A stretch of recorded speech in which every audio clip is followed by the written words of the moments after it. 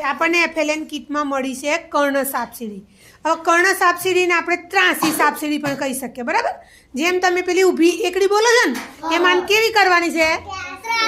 તમે લાઈન શીખી ગયા ને, આડી ઊભી ત્રાસી. તો ચલો આપણે એને ત્રાસી એકડી ગોઠવવાની છે. ચલો ગોઠવો જ બેટા. હા, લાકડીથી ત્રાસું જોતા જજો કિશુ. હા કિશુ, આમાં આડી લાકડી મૂકતા જાઓ એટલે ત્રાસા અંકો ખબર પડશે. હા, વેરી ગુડ.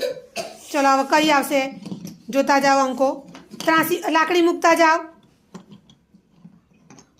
હા ચલો શું આવશે હવે? હા, વારે ઘડીએ પ્રયત્ન કરો એટલે ઝડપથી આવડી જાય બેટા.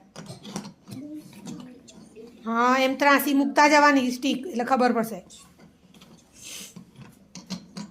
ચલો કયા અંક આવશે? ગોઠવતા જાઓ, અંકો ગોઠવતા જાઓ, સરખું કરતા જાઓ. ત્રાસું મૂકો એટલે ખબર પડશે.